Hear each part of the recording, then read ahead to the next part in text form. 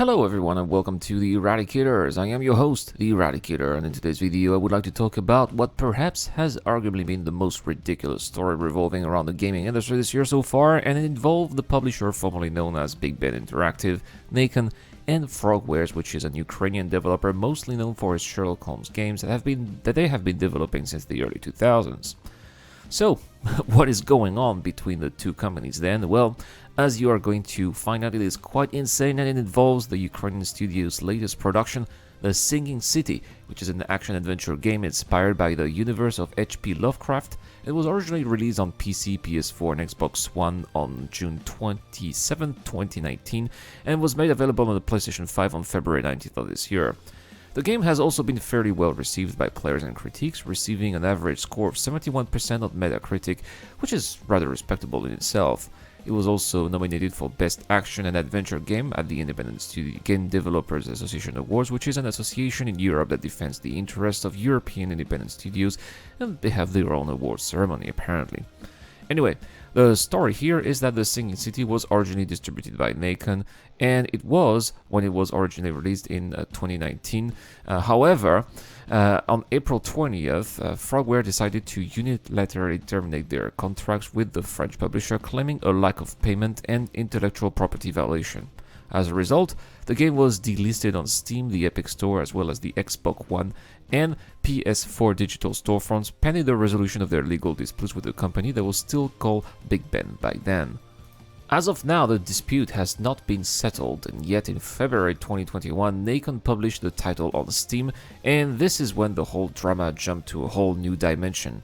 By the end of February, Frogwares went as far as flagging the title, demanding for its deplatforming, and called for players to boycott the title, urging them not to buy the game and saying that it was not made by them.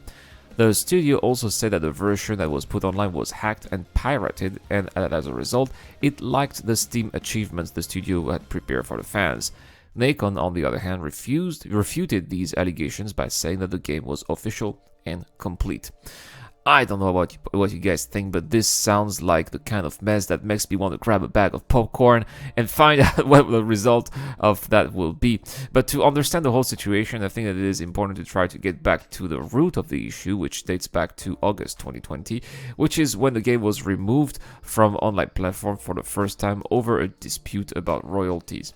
And back then, Frogwares adopted a very similar attitude as today by openly complaining that the publisher owed them about €1 million, which is a large sum in a low-cost country like Ukraine. However, a couple of months later, the Cour d'Appel de Paris, which is basically a French court of appeal, made a ruling stipulating that Frogwares unlawfully put an end to the contract that linked them to Nacon. On top of that, they were also ordered to refrain from any action that may impede its continuation, which led Nacon to sell the title once more on various platforms, such as Steam. Now, to be able to do that, Nacon needed a full version of the game, which it tried to acquire through the use of lawyers, which is something that has failed and could theoretically last for years, which means that by the time Frogwares would finally deliver the game, it would probably be outdated and wouldn't sell well at all due to lack of interest from the players, which obviously would make not only Frogwares but especially Nacon lose a lot of money, and that wouldn't be in the interest of the publisher, which is why it came as a surprise to Frogware when Nacon was all of a sudden able to publish the game on Steam, despite the studio saying that they never actually delivered the game, which is why the only solution to that mystery they could come up from was that the game had been hacked and pirated in order to facilitate its release on Steam by Nacon, and here is how Frogware is explaining this. They say that the game actually comes from a version of what was released on Games Planet, which is a DRM-free platform, and they say that when launching the game version that Nacon released on Steam versus or version specifically prepared for Games Planet, you can see the following differences. The Nacon logo has now replaced the Games Planet logo and official Frogware licenses. The loading screen is different. Once again, the Games Planet logo is removed. When on the main menu, the advertisement for Sherlock Holmes Chapter 1 is not present on the lower left screen. The mention of the distribution platform on the lower right screen is also absent. The More Games menu option is not present, and we took a look at the data that the Steam version made available for the sale on February 26 and noted that the folder names and structure is identical to any of the Frogware versions, Game Planet, EA Origin, etc. The executable has a similar name but is of a different size than any of our own versions, implying modification of the file. The packages are 17 gigabytes. This size corresponds to the versions created around summer 2020 when we switched to a new compressing method to reduce the game size for download purposes. Before this date, the only available PC version on the Epic Game Store was around 30 gigabytes in size. In order to make changes, Naken had only one way: to decompile or hack the game using a secret key created by Frogware, since the totality of the game's content is archived with an Epic Unreal Engine encryption system. To be clear, this is hacking, and when hacking has the real purpose to steal a product and make money with it, it's called piracy or counterfeiting. In order to achieve this goal, programmers with serious skills need to be involved. This is not do-it-yourself work by inexperienced people. This is done by programmers who know Unreal Engine well. The first step of Naken was to obtain the key of encryptions, then go through the config files and modify them. By the way, we are aware how they got their hands on the encryption key, and we are going to submit our findings to the court. Also add or change some files and then recompile the game like nothing happened and release it. After decrypting the archive, Naken had access to the config files, the game files, and the game executable. What we did is that we downloaded the Steam version that Naken commercialized, and we used our own encryption key to the archive, and it worked. The hackers didn't even care to use a different encryption key than the one we created when recompiling. We therefore opened the packages and we identified immediately in the config files the version that was stolen and hacked. It is a commercial version coming from the site Games Planet that was purchased by Naken like any other player. Now, again, this is Frogware's explanation, and of course Naken has another explanation, and here is their version. In line with the court's decision, Naken has repeatedly and unsuccessfully requested that Frogware make the game available on Steam, failing which it would apply a clause in the contract wherein in such a case the game would be adapted by a third party.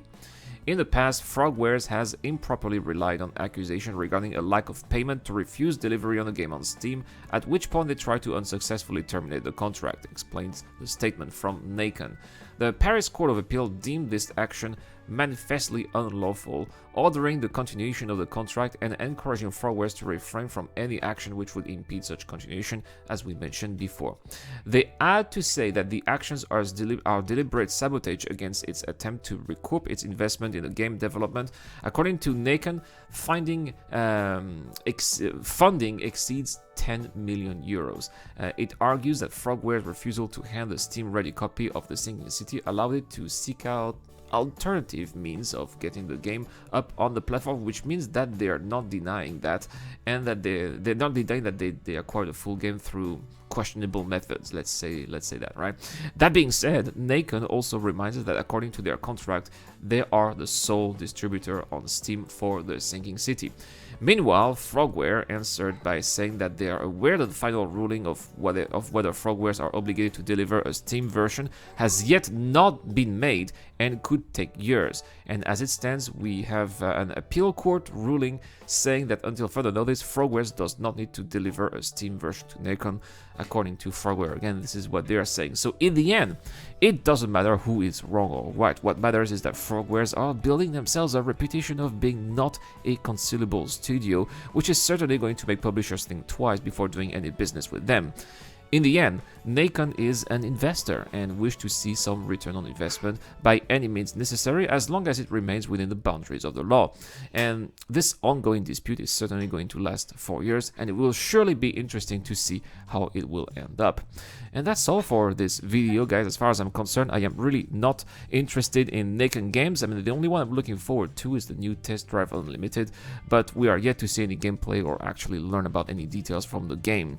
Just hope that this kind of dispute will not affect their other releases. But let me know in the comments down below, have you heard of this dispute? Who do you think is right? Have you ever bought a game published by Naken? Tell me everything. That marks the end of this video, guys. As always, thank you so much for watching. I wish you all a great day, and I'll see you later for more content on the channel. This is the Eradicator. I'll see you guys later. This video is brought to you by the people who support this channel on Patreon and via the join button as well. Supporters of the channel get access to lots of cool perks such as access to my private Discord, your question answered in the show, you get to know when I'm going to play, and also you get to have a chance to influence the editorial line of the channel. Any help is appreciated, starts at just $1 a month. Thank you very much for watching. This is the Eradicator, and I'll see you guys later.